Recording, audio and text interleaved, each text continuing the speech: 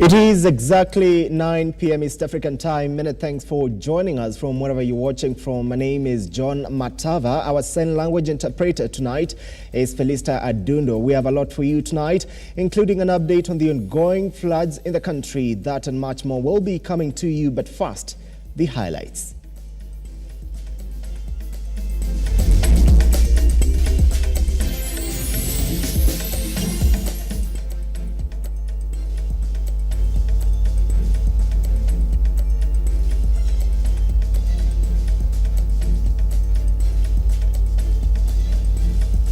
The impact of the floods has been felt nationwide, resulting in the displacement of people, destruction of property and infrastructure, and significant loss of life. With more rain expected in the coming days, citizens are urged to take extra precautions and follow safety directives issued by the relevant authorities. Kirinyaga Governor Anne Waiguru has initiated emergency measures to address flooding and other emergency situations caused by heavy rainfall in the county. Waiguru has urged residents living near Diba Dam and low-lying river areas to be cautious due to the fears of the dam breaking its banks. Governor Waiguru, however, stated that some of the flooding is exacerbated by people who have built on riverbanks and others who obstruct drainage systems, while urging everyone to take responsibility to avoid further disasters. Tumeweka komiti ya disaster ndio kwa sababu ya kumonitor na tuone vile tunasaidia kufungua maji. Lakini kama wakaazi wa town na vijiji, tafadhali tusaidiane ili tusiwe kwa ile njia ya maji ndio mafuriko ya kija, especially kwa sababu ya dam. Additionally, Kilifi County has been severely affected after Zabaki River broke its banks due to the increased water levels caused by heavy rainfall in the upstream areas. Saidiane ili tusiwe kwa ile njia ya maji ndio mafuriko ya kija, especially kwa sababu ya dam. Hii mvua imekuwa kubwa sana, hata kule kwetu headquarter imeangusha mpaka fence ya headquarter. According to Francis Fondo, a resident of Bombi in Kilifi County, the river has started overflowing and entering neighboring farms, with 40 acres of farmland already completely submerged. Fondo, who is also a community disaster and risk manager, mentioned that another 168 acres are covered and may be submerged due to the rising waters. Wadi yangu kusema kweli imepata hili janga la mafuriko, na katika eneo zima vijiji karibu 11 vyote vimeweza kusombwa na mafuriko, hasa maeneo ambayo wananchi wanalima chakula. Magarini MCA Tom Charo stated that 9 villages have been affected in his area after floodwaters surrounded these villages. The villages are situated in elevated areas, but the surrounding areas are lowland areas typically used for farmers. Affected so far. Na hata huku tumetoka mmeona vile maji yamejaa, lakini vile tunafanya kwa sasa kule ambako hakuna hatari, watu wako juu, tumepata boats na Red Cross tunajaribu kuwapelekea chakula, isipokuwa wale ambao wako kwa flatland tunaambia watoke. John Matava, Lookuptv. The government has confirmed that over 100,000 people have been displaced by the ongoing floods crisis. Through its spokesperson, Isaac Maura, the state says many households have been affected by the menace witnessed across several counties. Due to the heavy rains that continue to pound the country, floods have been witnessed especially in Nairobi and its environs, causing displacement of 16,909 families, destruction of property, infrastructure, and tragic loss of lives. The government spokesperson Isaac Maura has cautioned people living near dams to move to safer places. All the dams under the Seven Forks dams are now at total capacity, and there is a prediction of a massive overflow downstream within the next 24 hours. Residents in these areas are advised to move to higher ground. For example, if you look at the Masinga Dam, is a 3 by 3 kilometer radius, and it has spilled over by another 2 kilometers. And already, because of the previous rains, that control cannot be ascertained, because it has actually, as of yesterday, it had actually raised, it had spilled over by about 1.2 meters high. So please, fellow Kenyans, please move away from this. Maura said that The Ministry of Health has activated a National Health Emergency Operation Center at Kenyatta National Hospital to tackle possible outbreak of waterborne diseases, adding that the government has initiated the distribution of food and non-food items to affected areas. In further preparation to tackle a possible outbreak of water and vector-borne diseases, the Ministry of Health has activated the National Public Health Emergency Operations Center at the Kenyatta National Hospital to address health concerns. At the moment, there are no reported cases of any disease outbreak. So in case of anything, KNH is ready. Kindly take note of that. So in further response to this crisis, the government has initiated the distribution of food and non-food items to affected areas. Maura further urged people living near dams and mudslide-prone areas to vacate to higher ground, adding that heavy downpour is expected in the next 24 hours. We are also expecting mudslides, because of the earth, giving in, because of the saturated soil. So please, if you start seeing like there's a movement of the earth, please move away. Maureen Bosire, Lookuptv, Nairobi.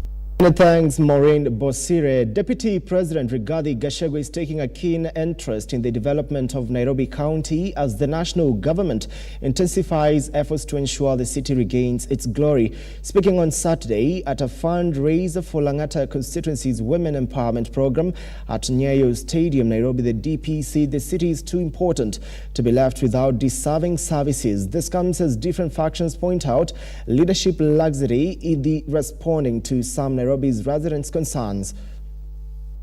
As the Nairobi County politics takes center stage, Deputy President Rigathi Gachagua has weighed in on the matter, saying the Kenya Kwanza government will not watch the city go to west, saying he will take a keen interest in the political development in the city. Mimi ni stakeholder wa hii Nairobi. Na ndio tumeanza sasa kutaka kujua what is going in Nairobi. And I'm going to take keen interest of the political developments in this city. Kwa sababu Nairobi is the capital city of Kenya. It is the seat of government. It is the business center of Eastern Central Africa. Mambo ya Nairobi, rais na mimi, lazima tuhakikishe inaendelea sawa sawa. The Deputy President said Nairobi is critical to the nation's socio-economic growth and development. Further, the DP said the country leadership is working with all leaders to develop the city, adding that they will not have a problem with those on the other side of the political divide. So that tupanga in Nairobi to make sure Nairobi we restore the glory of the city in the sun. Tuhakikishe ya kwamba watu ya Nairobi wanapata huduma zile ambaye zinatakikana. And we are going to do that not because we are voters here, but we are stakeholders here. We have homes here. Watoto wetu wamezaliwa kwa hii city, tumewalea hapa, mali yetu yote iko kwa hii jiji. We are stakeholders of this city. Na mambo Nairobi kienda sawa sawa, even ourselves we are happy. Tukiona haendi sawa sawa, lazima tutafanya kazi ya kurekebisha. This comes as Governor Johnson Sakaja insists that he has no problem with the Deputy President, despite political pundits arguing that their relationship has gone sour. Ni naibu wa rais anafaa heshimiwe. Na sijai kuzungumza juu yake, sijai mtaja pahali. Mimi namheshimu kama kiongozi wetu na makamu wa rais na makamu wa party leader. Na nafikiri hiyo nitaachia hapo. Unajua sio tabia nzuri kuzungumzia wakubwa wako. Na siasa ni siasa. Sitaki kuwa makamu wa rais mimi. Na najua hataki kuwa governor. So ni kama Brian Amwai, Lookuptv, Nairobi. Many thanks, Brian Amwai. Kenya and Zimbabwe have signed several memorandum of understanding to boost the relationship between the two nations while also removing barriers to business engagements.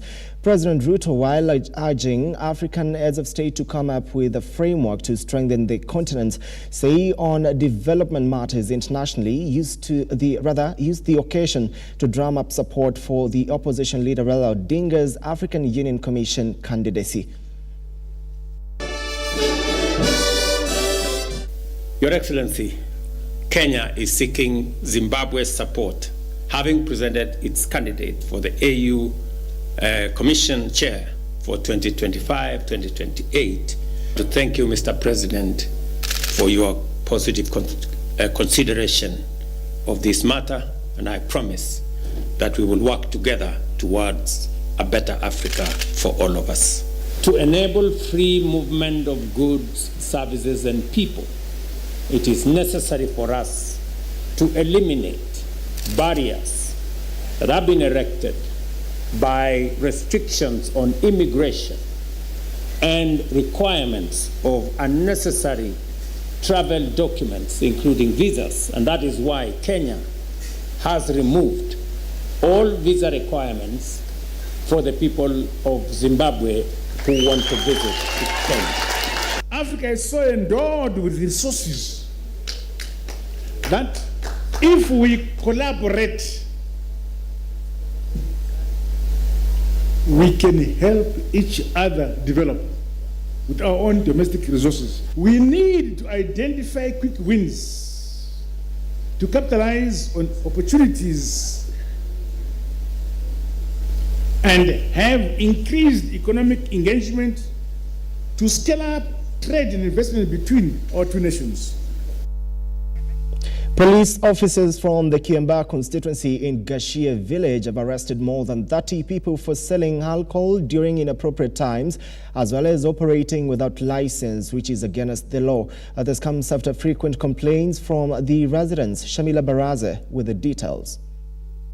As the probe into the fake fertilizer scandal continues to gain momentum, the Parliamentary Committee for Agriculture investigating fake fertilizer distribution wants the company involved in distribution of the fake fertilizer to compensate farmers. So all the compensation will come from the supplier who supplied fake fertilizer. The committee says the government paid for fertilizer and it should not take the responsibility of compensation. They distance the government from the distribution of the fake fertilizer, saying that various organs must take full responsibility of their actions. See, the government cannot run away. Yeah.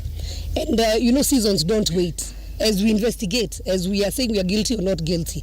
Because there is a mistake for sure. We have seen, even with our own eyes, we have seen there was bad product out there. We opened a door for businessmen to come and do business with our farmers. But they are the ones who are saving. So government taking responsibility in compensation doesn't mean the government is guilty, because there is somebody somewhere. And our aim as a committee is to find out who is that someone. And for sure, if the compensation is done, that means there's double allocation of money. So money must be returned.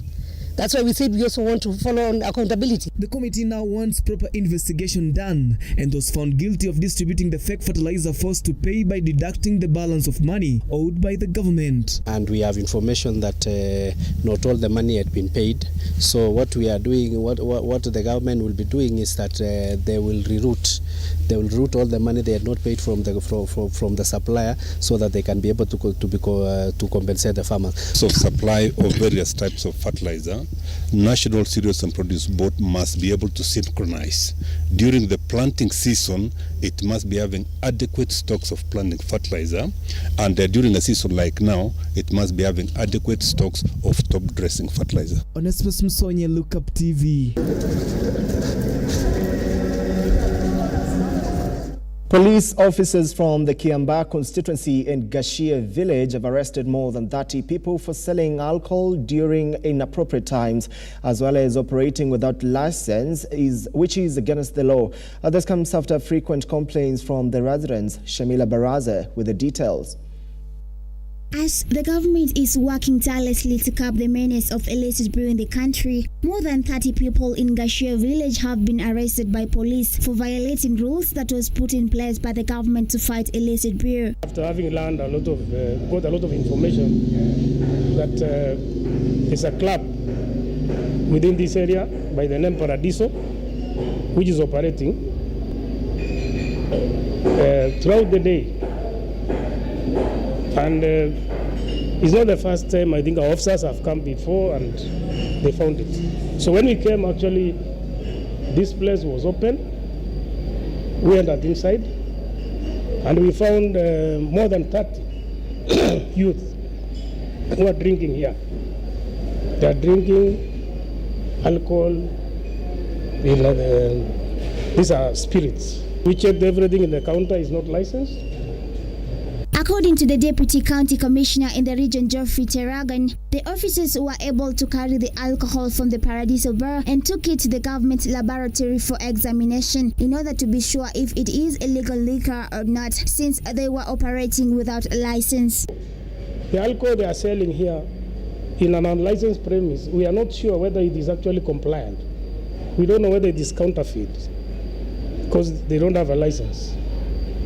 And this is actually led to us making sure that we want to collect all the alcohol we are seeing in front of you so that we can take them, we subject them for analysis in government chemists to ascertain actually whether they are fit for human consumption. Gashia residents have lauded the police, indicating that the bar was a nuisance to them as it was carrying out illegal activities even after the government declared war on illicit liquor, while encouraging police officers to continue with investigations all over the region. Pombe hapa ni nyingi sana sababu unapata hata kama hujaona bai imefunguliwa unapata vijana huko ni walevi. Kwa hivyo hawajafika kikomo, wanafaa kufuatilia mpaka pombe ishe. Shamila Baraza, Lookuptv. And that story by Shamila Barazas takes us on our first break right here on Look Up Weekend at exactly 17 minutes past 9 p.m. Stick around. We'll be coming back with more news for you.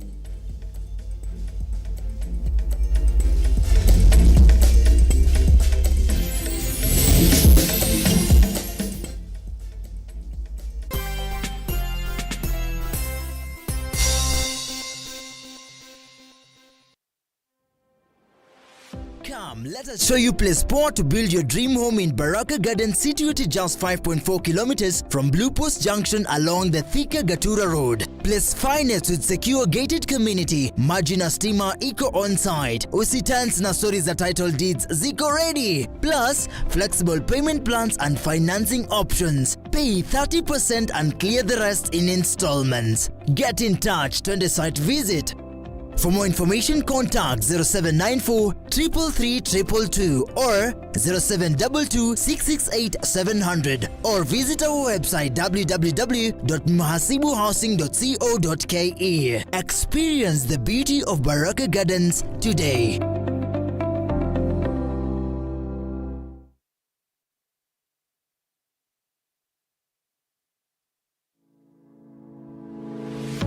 The University of Nairobi is a distinguished institution of higher learning dedicated to nurturing your intellectual curiosity and pushing the boundaries of knowledge. From state-of-the-art laboratories to modern libraries equipped with the latest resources, we provide you with the tools you need to succeed. Choose from a wide range of programs designed to prepare you for challenges of tomorrow's world. Whether in STEM, humanities, business, or the arts, our strong industry connections and career service support will help you translate your education into meaningful career opportunities upon graduation. Join a vibrant community of scholars from around the world, fostering cultural exchange, collaboration, and lifelong friendships. Book your space now for September intakes. Log in to https://www.uonbi.ac.ke for a wide range of courses to choose from. You can also contact +254 020 491 0000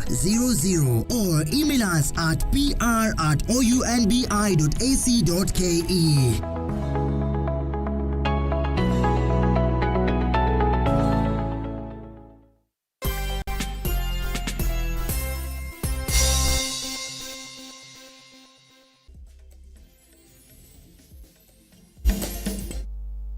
Welcome back and thank you so much for staying with us. The Tourism Regulatory Authority has called on the Airbnb owners to register them, saying the government has revised the registration levy. Speaking in Kisumu County at the Forum of Streamlining and Classifying Hotels in the tourism sector, the director of the authority, Robert Talam, said they have reduced the fee charges for the registration of Airbnbs from 26,000 Kenyan shillings, which was paid previously, to as low as 9,000 Kenyan shillings. In terms of Airbnbs, since the circular from ourselves, from our ministry and the Ministry of Interior, used to charge 26,000 per unit, irrespective of the number of rooms that you are holding. Operating a studio it will be 9,000, and most of them are very excited. And then from 9,000 as a studio, 1 to 2 bedroom, we are talking about around 16,000, and then it moves all the way to more than 10 bedrooms. So what we are encouraging, and I'm happy that they have also come forth, is that please let them come and participate in public. Since we were affected by COVID in 2019, so many facilities, and especially in the tourism sector, were affected, because this is one sector that if a facility is not in use, it quickly deteriorates. I will give you an example of Intercontinental Hotel in Nairobi, which according to the records of classification, it is a 4-star. But if you went to the ground, you'll find that Intercontinental Hotel in Nairobi is closed. Hilton Hotel is also another example of a facility that may be having a rating that is not realistic on the ground. We as an authority, we are in agreement with the government through our boss, CS, Cabinet Secretary, that there is need for a national classification exercise to give the current status of our facilities. Because if we don't do that, then we will be misleading or misguiding our local and international tourists. We want to move quickly. Over 8 million Kenyan shillings has been disbursed to needy and vulnerable students in Nakuru County. The money has been distributed to 900 students from the constituency. More stories on our news wrap with Lorraine Omboya. In Nakuru County, over 900 students received a lifeline as school fee bursaries were handed out, spanning from secondary schools to universities. County Women's Representative Liza Chilule emphasized on investment in education for a prosperous future. Bursary for 900 students, which is for quarter 1 and quarter 2. Nyinyi ndio future yetu. Nyinyi both wasichana na vijana, muajibike katika maisha yenu. Muajibike. Sababu hatutaki watoto wetu wakae bila kwenda shule.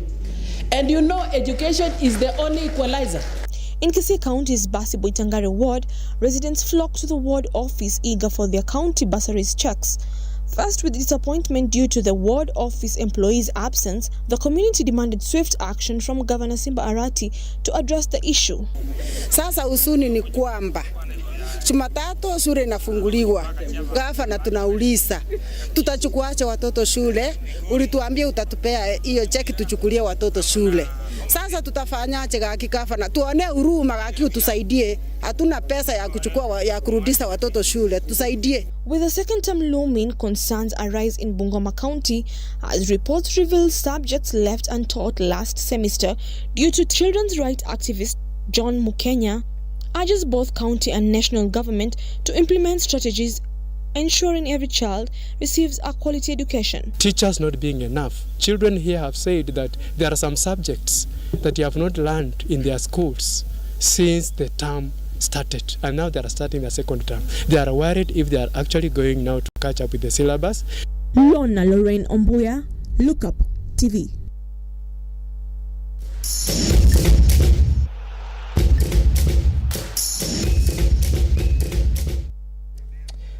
Now to some sporting action. A World Championships silver medalist Emmanuel Wanyonyi has broken men's road mile run after clocking 3 minutes 54 seconds, 0.5 at a Desert road race in Germany. Wanyonyi surpassed the American Hobbs Kessler's record of 3 minutes 56 seconds, 0.13, who finished in the second place, while Ryan of South Africa completed the podium. In the women's 10-kilometer run, Agnes Jebet Ngetich timed 30 minutes and 3 seconds to emerge victorious.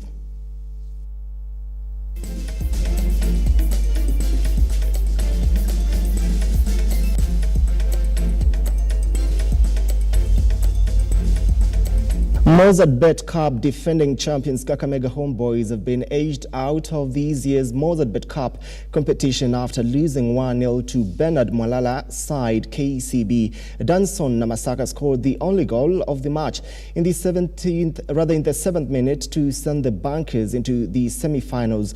In another match, Kenya Police made into the semi-finals after registering a commanding 4-0 win against Sofapaka in another quarter-final match at Dandora Stadium. Nafasi ya kwanza kabisa ikasimama kwenye mikono ya Sofapaka, mchezaji huyo Darius Msaga akashindwa. I think we had a very good game plan. We had a very good game plan, and it really worked in the first half until we lost concentration and gave away the first goal. So coming into the second half, it was going to be a tall order. But again, before we settled in the 15th minute, they scored. So sometimes it's the players, they need to concentrate. They need to know that each and every moment counts in the game. You don't have to concentrate for some moments, and the other ones you don't concentrate. Hizi kitu yetu sisi tulishaamua, hiki kombe ndio yetu. Hakuna kitu kingine zaidi hapa, hiki kombe peke yake. So tutakufa nayo. Ile kuja mbele tutampiga tu. Najua sisi tuko finali next. So mimi sina problem na hiyo. League to maintain position ikikuwa ni sawa tu, but lakini yetu sana tunaangalia kitu yote ni cup. So nafikiri tukipata hii Mozart Cup hii, nafikiri kitu tutakuwa poa juu sasa tubakisha 2 matches, yani nusu finali hasa ikakuwa imekomaa 100%.